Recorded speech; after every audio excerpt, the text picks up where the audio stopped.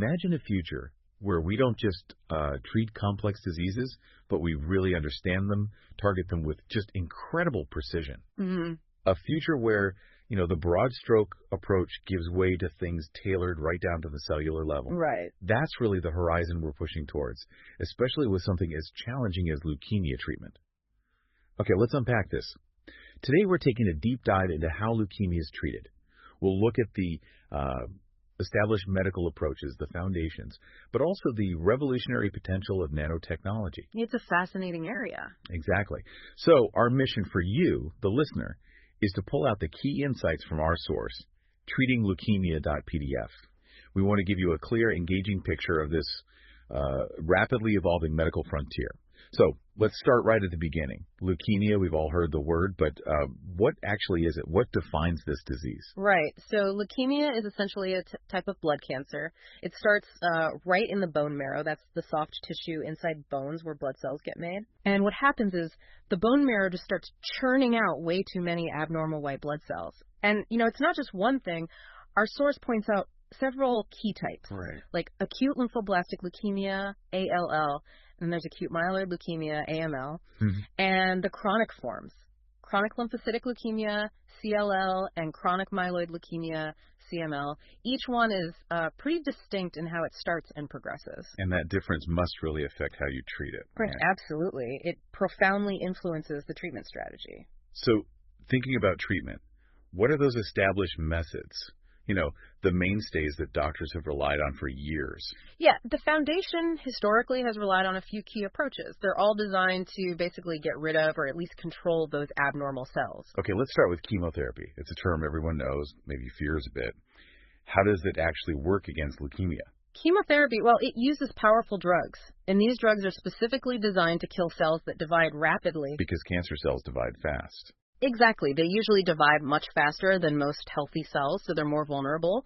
These drugs, they can be given intravenously, into a vein, or sometimes as pills. And are there specific chemo drugs often used for leukemia? Yes. The source mentions several important ones. For example, Cytarabine. It's often really pivotal in AML because it messes directly with DNA synthesis, stops the cancer cells replicating. Okay. Then you have something like Vincristine, which is common in all L treatment. It targets the cell's division machinery itself. So different mechanisms of attack. Right. And others like Cyclophosphamide, Methotrexate, Fludarabine, used in various regimens depending on the specific leukemia type. The key thing for you, the listener, isn't really memorizing names, but understanding that these drugs share this powerful but somewhat blunt way of stopping cell growth. Powerful, definitely save lives. But it sounds like it hits more than just the cancer cells. That must be the big challenge, right? The side effects? Absolutely. That's the core challenge. The big drawback of traditional chemo is it's not selective. It hits healthy cells that also divide quickly, like hair follicles, the lining of your gut, other cells in the bone marrow. And that leads to those well-known side effects: hair loss, nausea, a suppressed immune system. Which must be incredibly difficult for patients. It is. Managing those side effects is a constant balancing act for oncologists. And yes, it's a huge reason why there's such a push for more precise, targeted therapies. It really raises that crucial question: how do we kill the cancer without causing so much collateral damage? Okay, so chemo is one major pillar. What other established methods are commonly used? Well, beyond chemo, there's radiation therapy. This uses high-energy rays, like X-rays but stronger, to destroy cancer cells. How is that typically used? It's often targeted maybe just to the bone marrow or sometimes the whole body, especially before a bone marrow transplant. Ah, the transplant. Tell us about that. Right, the stem cell transplant or bone marrow transplant. It's a pretty intensive procedure. The goal is to replace the patient's diseased bone marrow with healthy stem cells, usually from a matched donor. And that comes after chemo? Typically, yes. Usually after very high-dose chemotherapy, which wipes out the patient's own diseased marrow. It's like hitting reset on their blood-forming system. We've also heard a lot about more precise drug approaches moving beyond that broad chemo attack. Yes, exactly. That brings us to targeted therapy. Now, unlike chemo, these drugs are designed very specifically. They go after genes or proteins that are unique to the leukemia cells. Can you give an example? A classic example from the source is imatinib.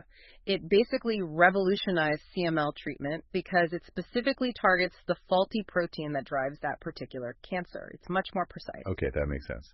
And immunotherapy, that's another big one we hear about. Definitely. Immunotherapy is all about harnessing the patient's own immune system, boosting it to fight the leukemia. How does that work? One amazing example is RT cell therapy, particularly effective in some types of ILO.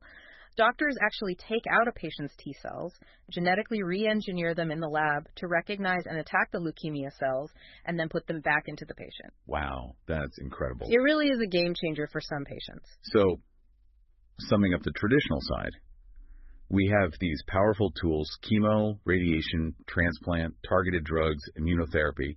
They're the foundation, but often come with significant limitations, especially around side effects and precision. Exactly. And those limitations really fueled this quest for something, well, finer, less sledgehammer, more scalpel, or maybe even something smaller. Which leads us perfectly into nanotechnology.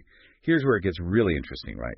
Using materials at this incredibly tiny scale to change medicine. Indeed. When we talk about nanotech in medicine, we mean using materials at the nanoscale. That's roughly 1 to 100 nanometers. It's almost hard to imagine how small that is. Mind-bogglingly small. Right. And we're using these tiny materials to diagnose and treat diseases like leukemia. The core advantages are exactly what we need: precision, potentially fewer side effects, and really targeted action. It directly tackles those chemotherapy limitations we discussed. It sounds almost futuristic. Uh-huh. But how is this actually being used now? What are the concrete applications in leukemia treatment? Well, there are several really exciting avenues. One major one is nanoparticle-based drug delivery. Okay, delivering drugs with nanoparticles. What's the goal there? The goal is pretty straightforward. Get the chemotherapy drugs directly to the leukemia cells while trying to spare the healthy ones as much as possible. How do they do that? What kinds of nanoparticles? There are different types. Our source mentions things like liposomes. They're like tiny fat bubbles that can encapsulate drugs. Dendrimers are these highly branched structures that can carry lots of drug molecules. Even gold nanoparticles, which have interesting properties for imaging and therapy. Are there examples already in use? Yes. The source points to liposomal Daunorubicin plus Cytarabine. It's known as Vyxeos. It packages these two chemo drugs inside a liposome. For certain AML patients, this improves delivery and can reduce toxicity compared to giving the drugs freely. That's a really significant shift, moving from just flooding the system to more directed delivery. But how do you make sure these tiny packages go only where needed? That's the next level. Targeted nanocarriers. This is where it gets really smart. How so? These nanoparticles are functionalized. That means scientists attach specific molecules to their surface. Think of them like keys. These keys, often antibodies or ligands, are designed to bind only to specific markers or locks found on the surface of leukemia cells. Like a molecular address. Exactly. Markers like CD33 or CD19, which are common on certain leukemia cells. So the nanocarrier finds the leukemia cell, binds to it, and then releases the drug payload right there. Which means? Which means you get a much higher drug concentration right at the cancer site, and hopefully far fewer side effects elsewhere in the body. Okay, that's impressive. What about combining nanotech with immunotherapy? Yes, that's nanoimmunotherapy. It's about using nanoparticles to help activate the immune system against the cancer. How would that work? For instance, nanoparticles can deliver tumor antigens. These are like little flags from the cancer cells to immune cells, helping train them to recognize and attack the cancer. Or they could deliver immune checkpoint inhibitors. Those are the drugs that take the brakes off the immune system. Precisely. Nanoparticles could potentially deliver those inhibitors more effectively or directly to the tumor environment. And you mentioned genetics earlier. Can nanotech help with gene therapy too? Absolutely. Gene therapy via nanocarriers is a huge area of research. Here, nanocarriers act like delivery vehicles for advanced genetic tools. Like CRISPR. Exactly, like CRISPR-Cas9 gene editing tools, or things like SIRT-A, which can silence specific genes. The idea is to use these nanocarriers to get these tools inside the leukemia cells. To do what?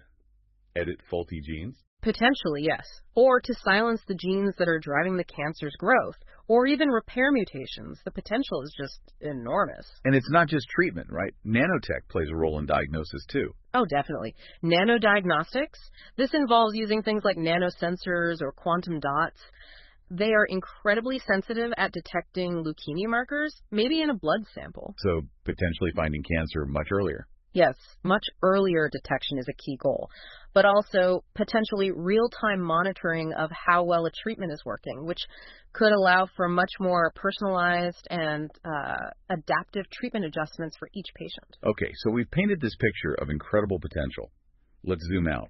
For the patient, what are the big advantages here? What could nanotechnology really mean for leukemia care? Well, the advantages are really compelling. First, as we said, precision targeting, hitting the leukemia cells specifically. Which leads directly to lower toxicity to healthy tissues.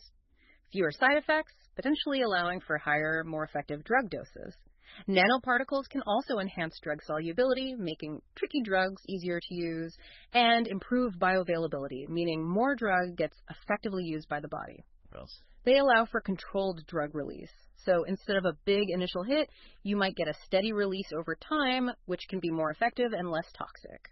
And maybe crucially, there's the potential to overcome drug resistance. How so? By delivering drugs differently, or maybe delivering multiple drugs, or protecting drugs from being broken down, nanoparticles might bypass the mechanisms that cancer cells develop to resist treatment. This could be huge for patients whose cancer has stopped responding to standard therapies. These sound like genuine game changers. A real evolution. But, like any big leap, there must be hurdles, right? What are the challenges stopping this from being standard practice everywhere tomorrow? You're absolutely right. The potential is immense, but the practical hurdles are significant. For one, there's the high cost of development. Designing, testing, and manufacturing these complex nanoscale systems is very expensive. Then you have the complexity of regulatory approval. Agencies like the FDA need to be absolutely sure these new materials and delivery systems are safe and effective long term. That's a rigorous, time-consuming process. Makes sense. We also just need more extensive clinical trials. Lots of promising results in the lab need to be proven safe and effective in large, diverse groups of actual patients. And any risks with the nanoparticles themselves? That's another key area of study, the potential risk of nanoparticle accumulation in organs over time. We need to understand where they go, how long they stay, and what, if any, long-term effects that might have. Safety is paramount.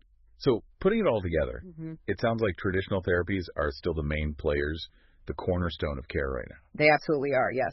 But nanomedicine is making serious inroads, especially in research and clinical trials.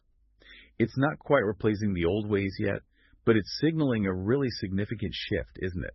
A blend of the established and the cutting edge. That's a perfect way to put it. It's an ongoing evolution. We've covered a huge amount today. From, the basics of leukemia and its traditional treatments and chemo, radiation, all that, right through to this exciting frontier of nanotechnology with its promise of precision delivery and super sensitive diagnostics. It really feels like more than just new drugs. It's a whole new strategy emerging. It really is. And, this raises an important question, something for you, the listener, to think about. Okay. How might these continuous advances in imaging and real-time monitoring, often powered by the nanodiagnostics we touched on, how might they fundamentally change the way leukemia treatment plans are managed? Not just set up initially, but constantly adjusted and personalized for each patient, maybe even day by day, based on real-time data. Wow. Yeah, thinking about that level of continuous granular data, what that could unlock for truly adaptive, personalized medicine, that's a really powerful thought. It points towards a very different future for treatment management. A truly thought-provoking place to end. Thank you for joining us on this deep dive into the changing world of leukemia treatment. We definitely encourage you to keep exploring these fascinating developments